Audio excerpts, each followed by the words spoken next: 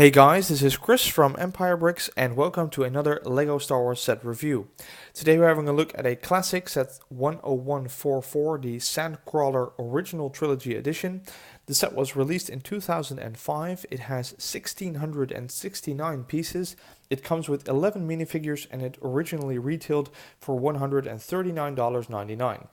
So as always, let's have a look at the minifigures first. We're going to start with the most important character from the set, and that is Owen Lars. This figure is actually exclusive to this set, so there is no other set where you can get this figure. There is another Owen Lars figure, it's a newer one. I believe it's in the newer Sandcrawler, but this particular figure is unique to the set. It has no secondary face, some basic printing, but the thing that actually make this figure unique are only the torso and the face. The other pieces are kind of generic. Nothing too special, no printing on the back. We're talking 2005 here, so long time ago and not too much detail on the figures yet. Then there is 3 Jawas in this set, and they are identical to one another. Let's see if we can get him sharp for a second.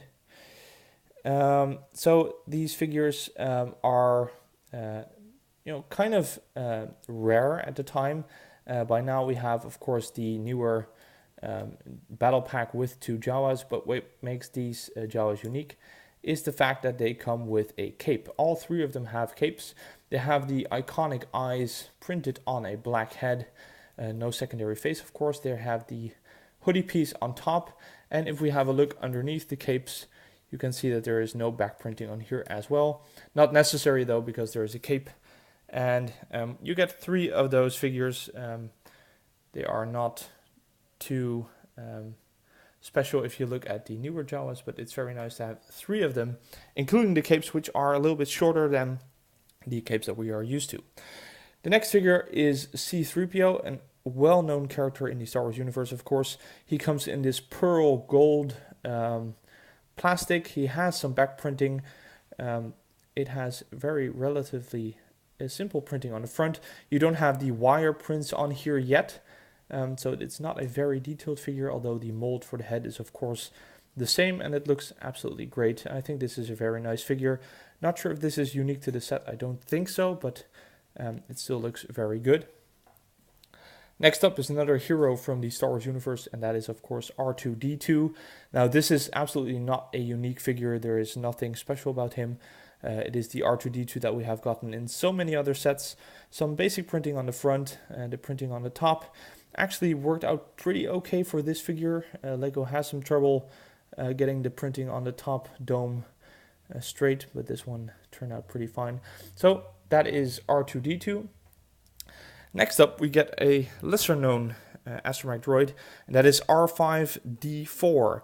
So what makes this droid unique in this case is that he has actually a non-printed dome, and there is a tan round plate in between the dome and the body. The print is, I would say, exactly the same as the one from R2-D2, except for the red detailing instead of blue. No printing on the back, but the plate in between kind of symbolizes the fact that in the scene in the movie, the head of this astromech droid kind of jumps off and starts smoking, and I think the tan plate is supposed to symbolize the fact that the head just came off while Owen Lars was inspecting the droids. So not too special in terms of pieces, but kind of a neat detail to know. Then we have another, what I think is an astromech droid, because it's called R1-G4, but absolutely doesn't look like any of the other astromech droids that we know. It's brick built, made of some round bricks and plates, cannot turn, although it might look like that. It has some modified tiles with one stud on the top to kind of create this gap in between. Has an antenna on top, nothing too special, but kind of a neat looking design, although I'd rather have another astromech droid instead of this guy. Next up is an ASP droid, just a random droid that the Jawas keep for sale. Now, the one thing that actually makes him different from a battle droid is the head, which is a modified plate with a clip and a round 1x1 transparent plate. The body is actually backwards from what we know from the battle droids. All the other pieces are exactly the same, just in different colors. Nothing too special about this guy either. You can easily make this from your own spare parts if you would like to.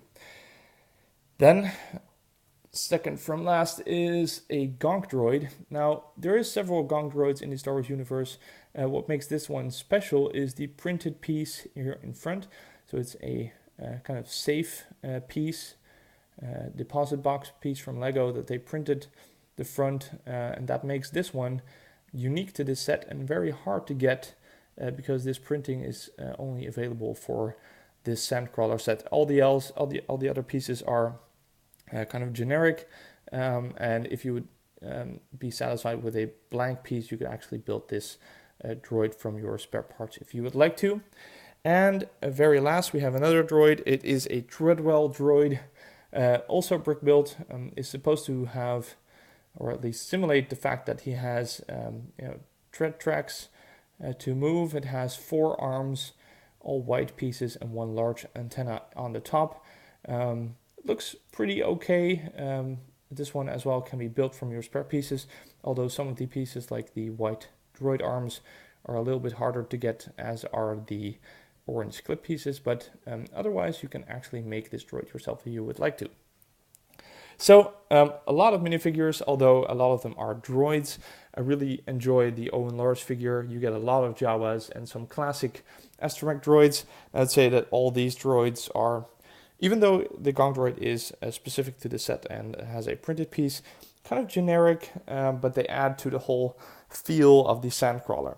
So with the minifigures discussed, we're going to move on to the actual set. I'm going to turn the camera a little bit so you can get the whole thing in sight, because it's a very, very large set. So like I said before in this review, this is the Sandcrawler Original Trilogy Edition. This is not a UCS Sandcrawler, not officially at least. It has kind of the same dimensions that you would expect from a UCS set. It has basically everything that would make this UCS, but it isn't. So does that matter? No, it doesn't. And in fact, I think this is a very, very good build. While building this, I think this is one of the easiest builds from the size that I have ever done without getting boring. Now, one of the things that makes it that way is that it is almost entirely brick built. So the newer UCS Sandcrawler actually has a lot of plating on the outer side, and this is almost completely built out of regular bricks in different colors to give it that look, and I think that works very, very well.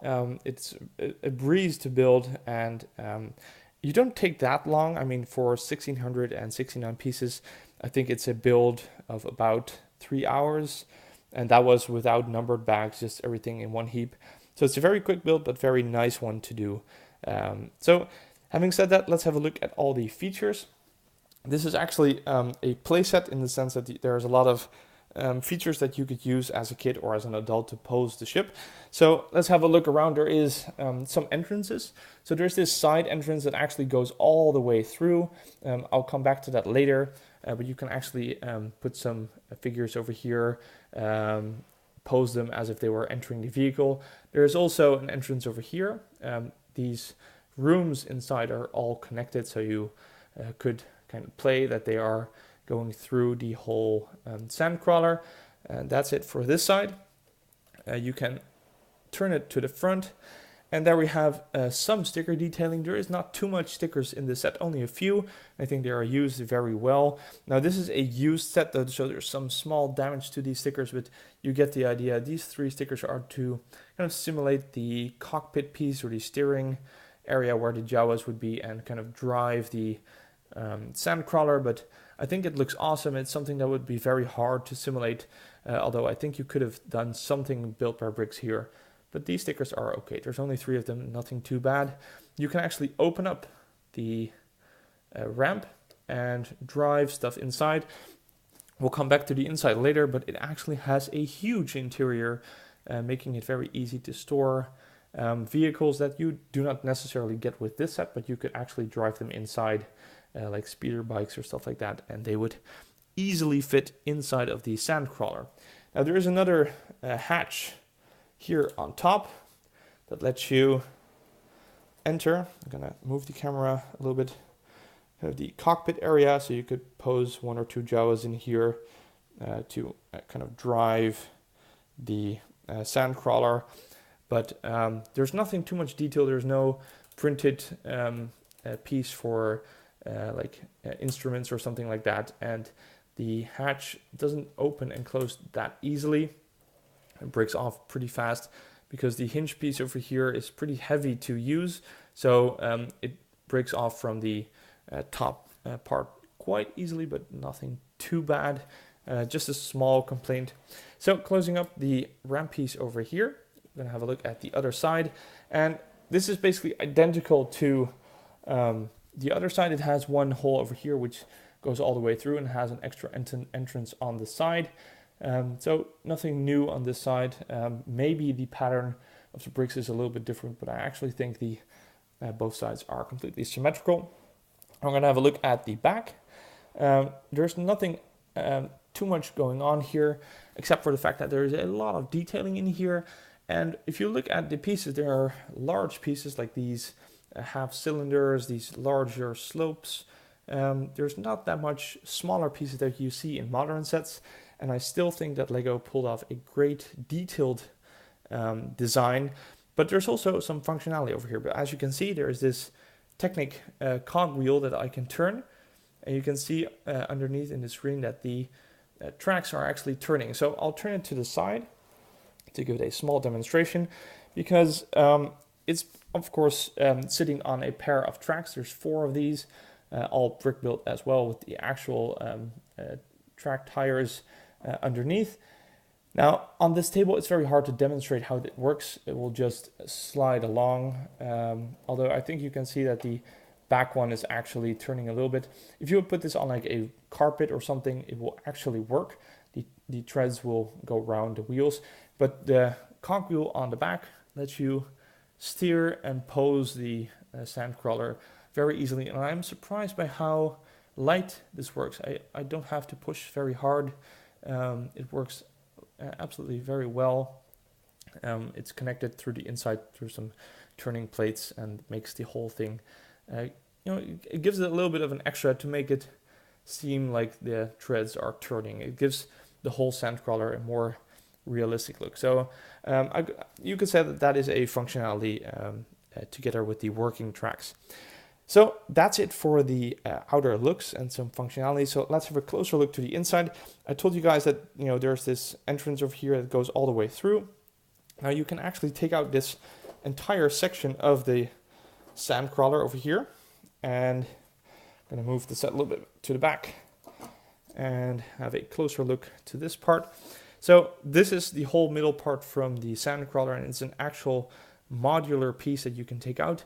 There is this roof piece on top that you can take off, so you could keep it in the Sandcrawler and then look down from the top. But if we have a closer look inside here, this is the part where in the movie the Jawas will be taking apart some of the droids. So there is some instruments, there's some smaller handheld instruments for minifigures over here in the racks, but there's just a lot of buttons and handles, making it give that kind of chaotic Jawa feel.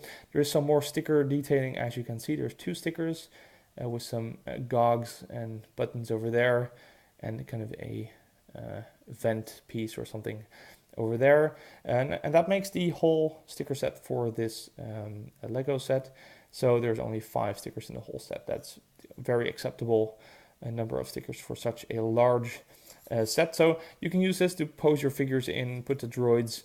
It also gives a lot of access to the rest of the Sandcrawler, because with this out of the Sandcrawler, I'm going to put that to the side, we can have a much closer look on the inside. Now, as you can see, there is some more gears in the back that make the whole thing turn. So this is the mechanism for the track wheels that can turn, but the whole inside is very, very large.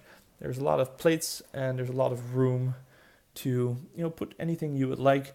And here you can actually see that these entrances over here connect to the larger interior as well. It's one big area where you can put basically anything. So this is a set that you can easily combine with, for example, the newer Tatooine battle pack with the smaller vehicle that you can actually store inside of this larger Sandcrawler set. So lots of space on the inside, a removable modular piece that you can take out to play with, and a roof. Now I'm going to put the center module back into the Sandcrawler for a second, and I'm going to show you the roof piece because that's over here. The roof has some nice detailing as well, nothing too special. Everything seems to be symmetrical, but this piece, you can take it off, and now you have access from the top, so you can take out your minifigures without actually taking out the module. Now there is even more, because now we have an open top, and this set actually comes with an extra roof piece that you can put on the Sandcrawler, and now it has a working crane. So this can actually turn as well. It comes with a hook attached to a small rope. You can pose this crane over the side.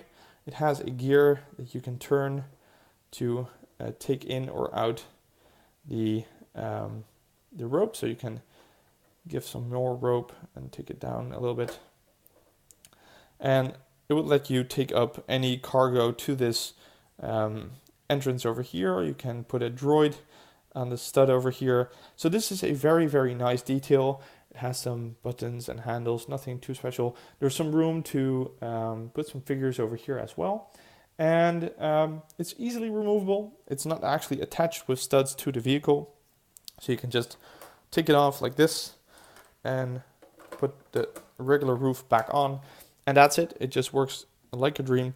And because of the larger interior that I showed you before, you can actually turn the vehicle, turn it around, open up the ramp. And if you don't want to store your crane in a closet or something, there's actually more than enough room to enter the crane inside and close up the doorway. Now the hook is a little bit dangling on the outside now, but you can use the modular entrance as well to just put the crane inside. All the figures fit inside as well. So that's it for this original Trilogy Sandcrawler set. So what are my final thoughts? There is very little wrong with this set, especially if you look at the fact that it is from 2005. It has 1,669 pieces, so almost 1,700 pieces for an original price of $140, which is a very good price. And you can actually, in fact, get this set for about $140 or euros still today, making this set cheaper than the newer UCS Sandcrawler set, which of course has a lot more pieces, but looking at display value, this one might even be better, just looking at the fact that there's not that much studs on the outside. I think this one looks absolutely great, and it's a very good first step into the world of UCS set. So if you're looking for a UCS set, this might not be an official UCS set, but it still feels like that one building it. It looks like that when it's finished. It has great minifigures, some of which are exclusive to this set. So it has everything that a UCS set should have. And I think this is a great build. I can really recommend it. So try to pick one up secondhand. They're quite easy to get even today. So the only kind of downsides is that some of the parts might not be that sturdy, like the hatch that I showed you, but those are simply problems because the set is a little bit older, but mostly it's quite sturdy and it works fine. The wheels are attached very well, making the whole thing stand very sturdy on its feet as well. So that's it for this review. I really hope you liked it. If you did, please like, comment, and subscribe, and I will see you all next time.